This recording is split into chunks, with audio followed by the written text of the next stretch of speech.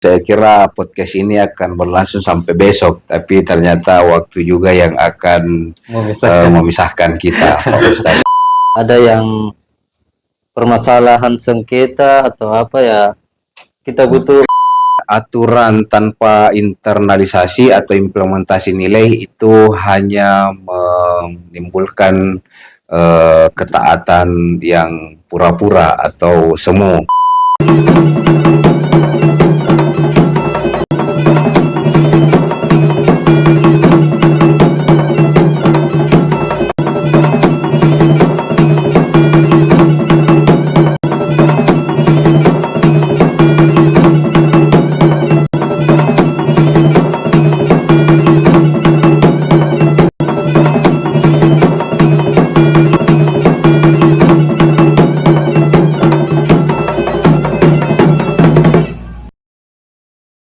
Assalamualaikum warahmatullahi wabarakatuh. Ketemu lagi di podcast KPU Kabupaten Goa, di mana podcast ini salah satu ruang kita bersama untuk memahami serta memperkuat demokrasi di tanah Goa kita yang tercinta ini. Alhamdulillah telah hadir di tengah-tengah kita narasumber yaitu Pak Suwahyu SSI.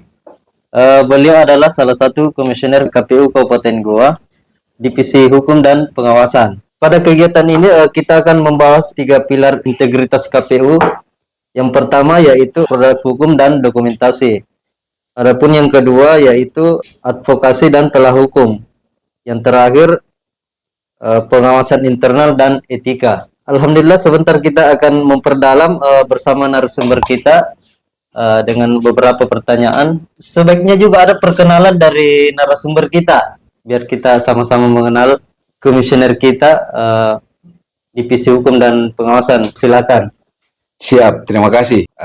Assalamualaikum warahmatullahi wabarakatuh. Waalaikumsalam. Alhamdulillah siang hari ini seperti yang sudah lalu KPU Kabupaten Goa melaksanakan podcast atau bincang-bincang terkait dengan kepemiluan.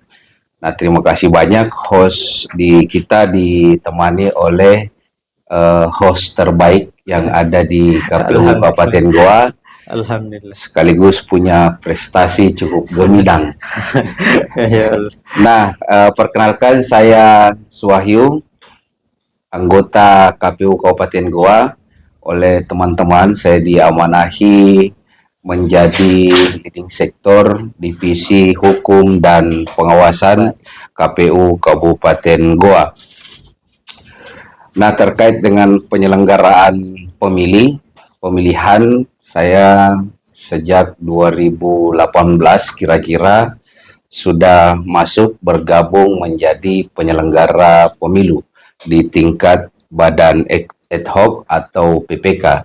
Nah, alhamdulillah sekarang saya diamanahi menjadi komisioner di KPU Kabupaten Goa. Nah, terkait dengan leading sektor saya di Divisi Hukum dan Pengawasan, kita senantiasa akan berbicara bagaimana hukum itu di tubuh KPU Kabupaten Goa. Nah, bagi sebagian orang hukum itu terlalu menakutkan. Nah, dingin di antara peraturan, tetapi bagi kami di KPU Kabupaten Goa, hukum ini adalah salah satu instrumen yang tetap harus hidup, tetap berpijak pada keadilan.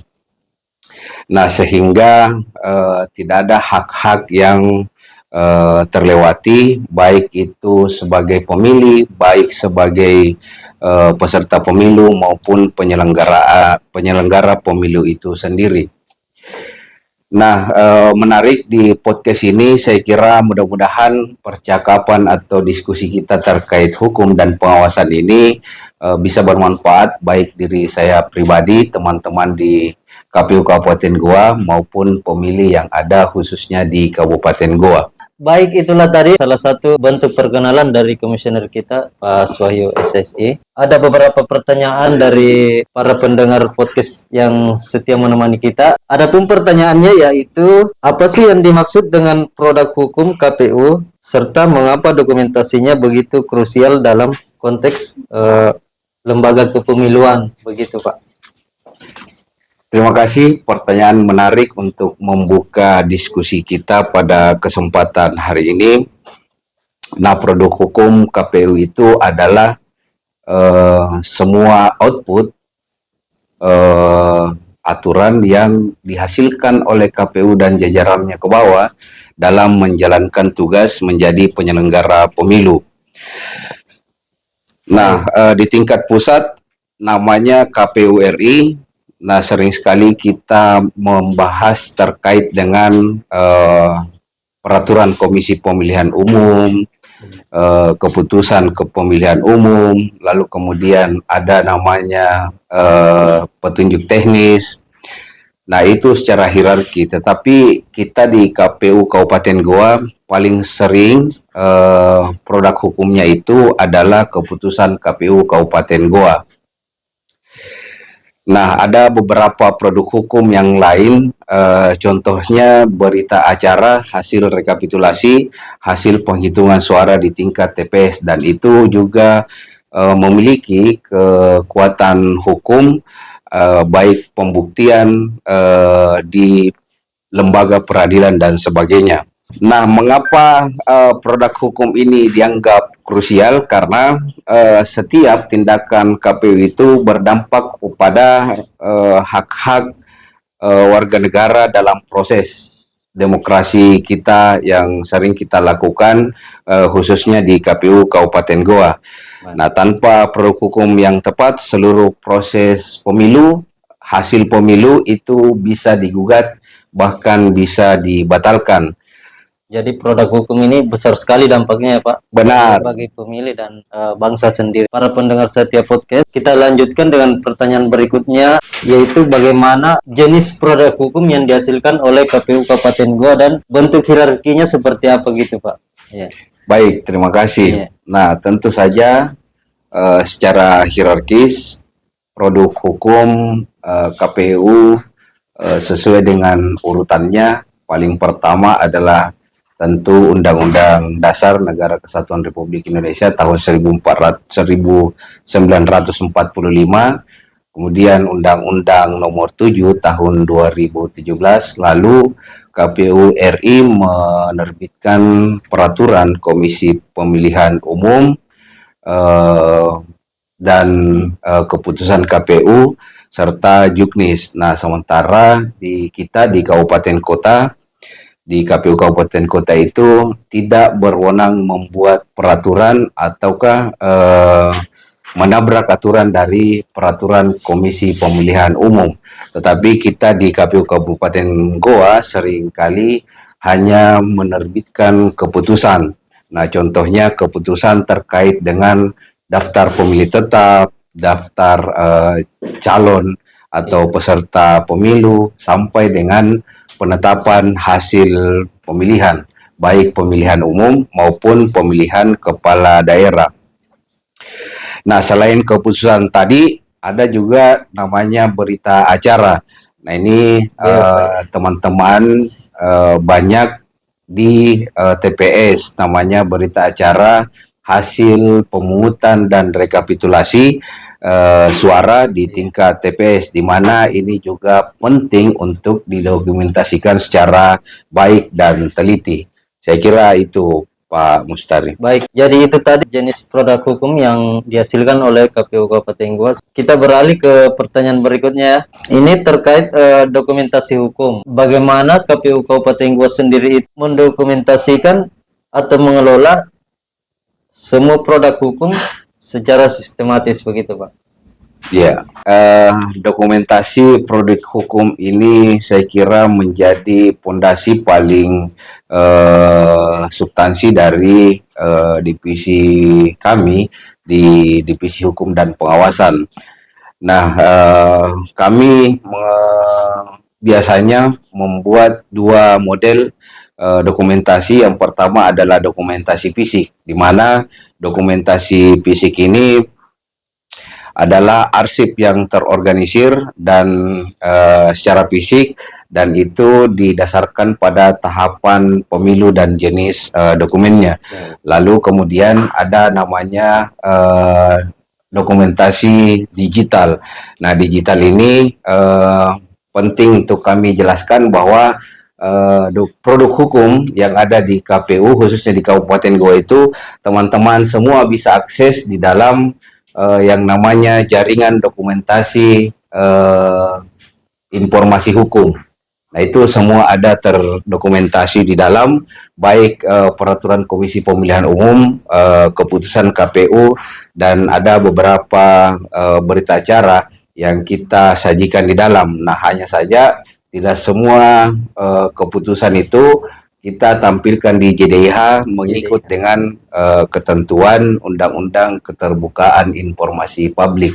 Saya kira itu, Pak Mustari.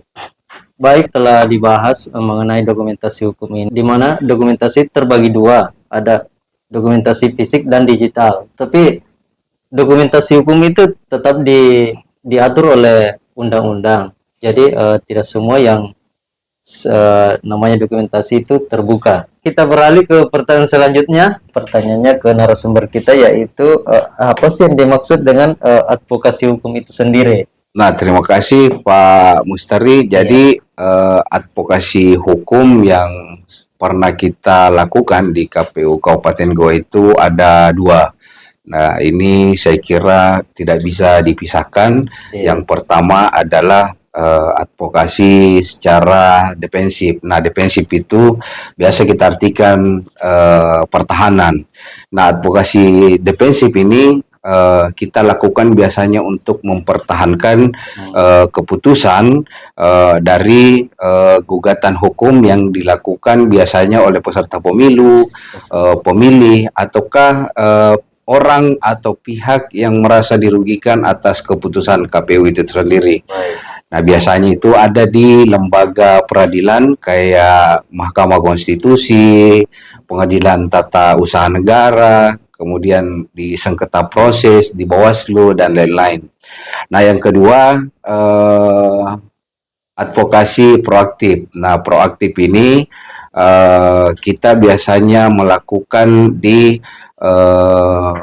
membantu teman-teman di lingkungan ad hoc, baik PPK, PPS, maupun KPPS yang bermasalah secara hukum akibat dengan pekerjaannya di lapangan.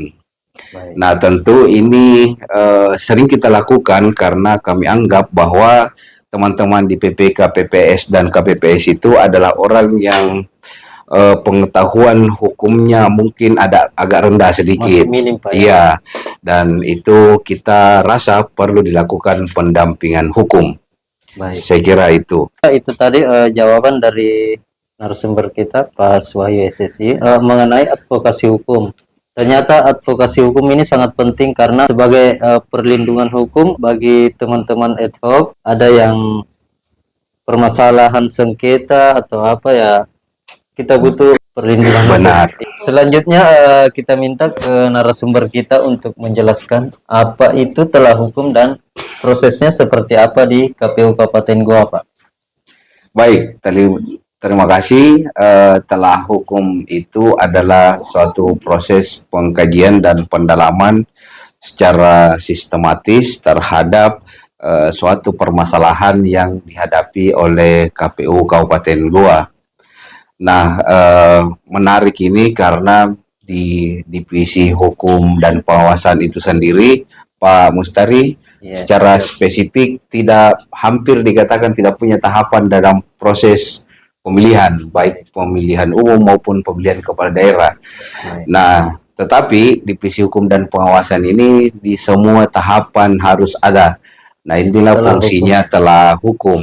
Dan paling sering kita laksanakan adalah ketika KPU RI atau KPU Provinsi menerbitkan peraturan atau petunjuk teknis. Nah, itu biasanya kami komisioner KPU secara bersama-sama berdiskusi dan membahas terkait juknis tersebut, apa yang bisa kita terapkan di KPU Kabupaten Goa.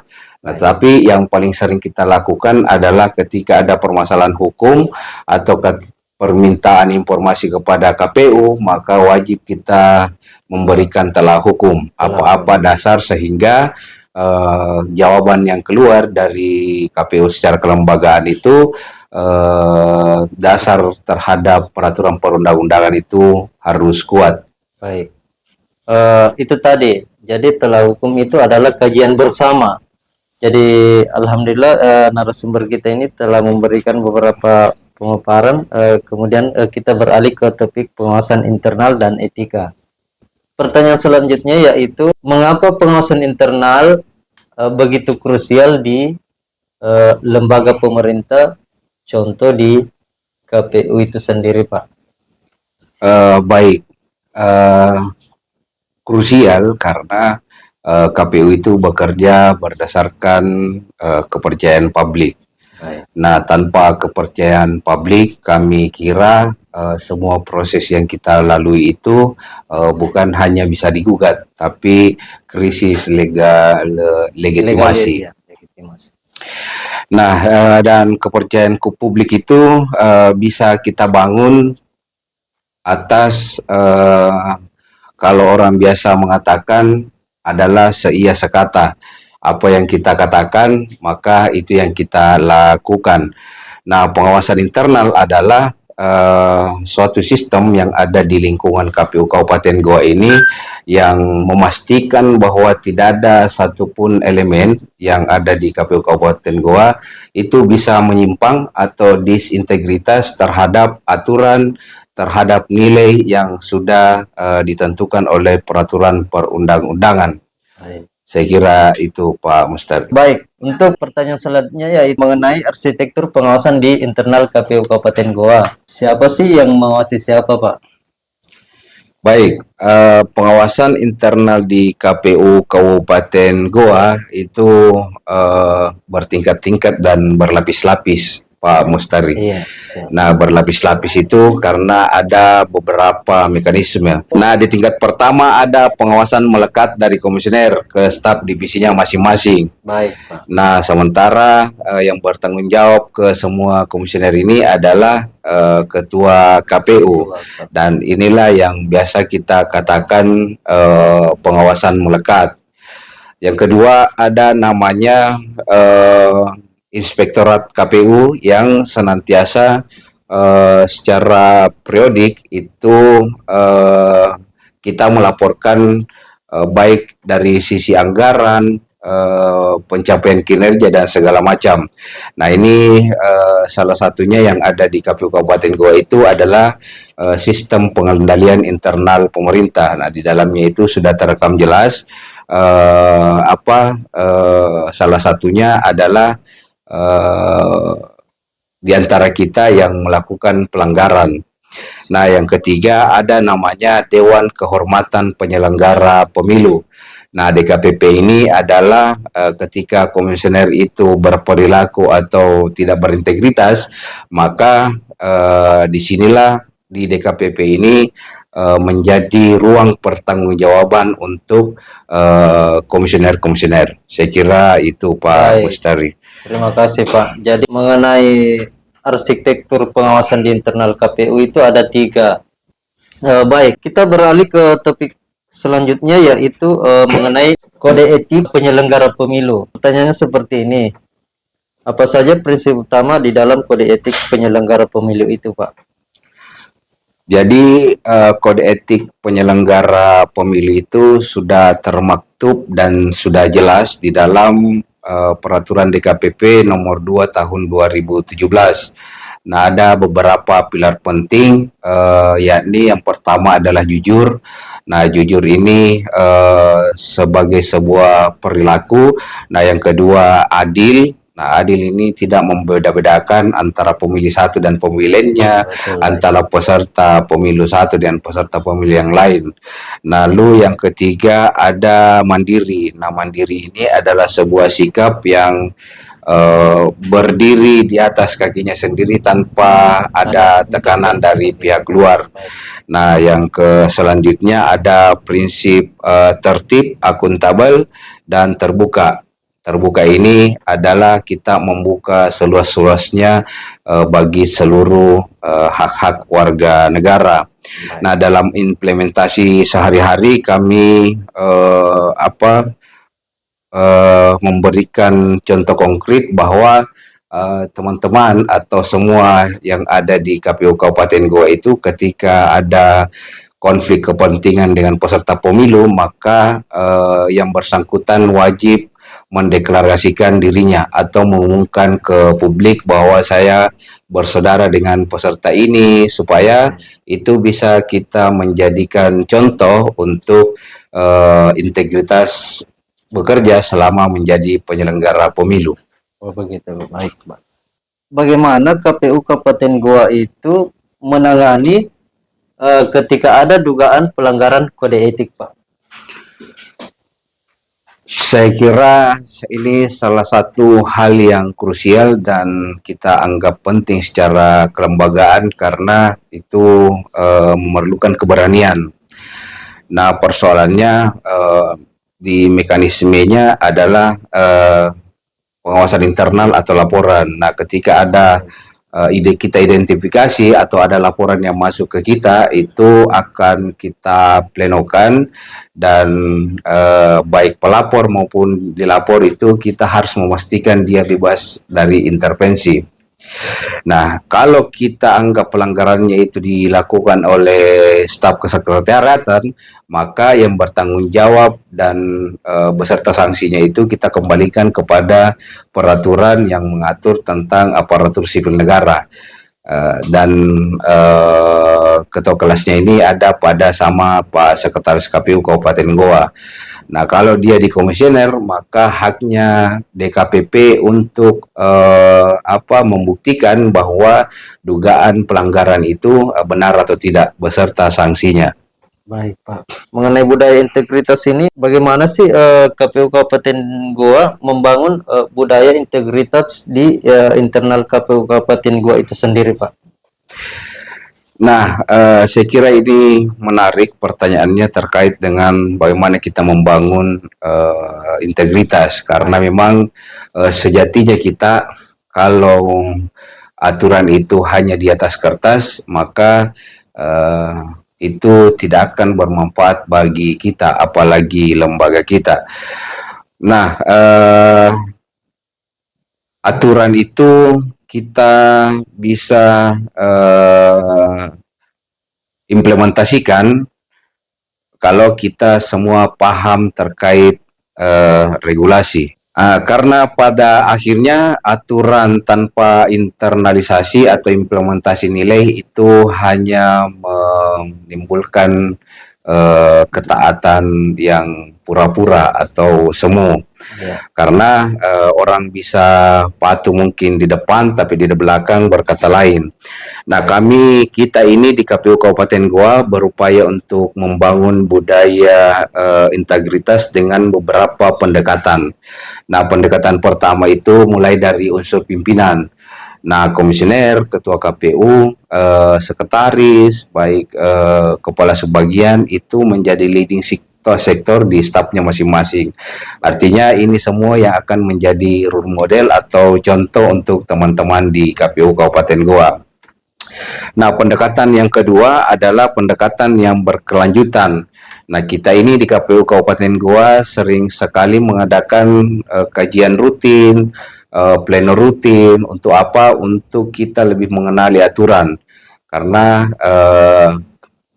kita punya prinsip bahwa kita mungkin bisa menghindari sanksi, tapi kepercayaan publik mungkin akan turun. Nah, harusnya itu teman-teman harus mematuhi semua aturan dan regulasi yang ada. Nah, yang ketiga adalah pendekatan apresiasi. Nah, kita di setiap kegiatan itu selalu mengapresiasi teman-teman atas kinerjanya di semua sub bagian yang ada di KPU Kabupaten Goa. Baik, karena kita telah berada di penghujung acara podcast ini, kita minta ya atau kita mohon ke narasumber kita untuk memberikan pesan-pesan bagi pendengar setiap podcast kita. Baik. Terima kasih. Saya kira podcast ini akan berlangsung sampai besok, tapi ternyata waktu juga yang akan memisahkan kita, Pak Ustadz.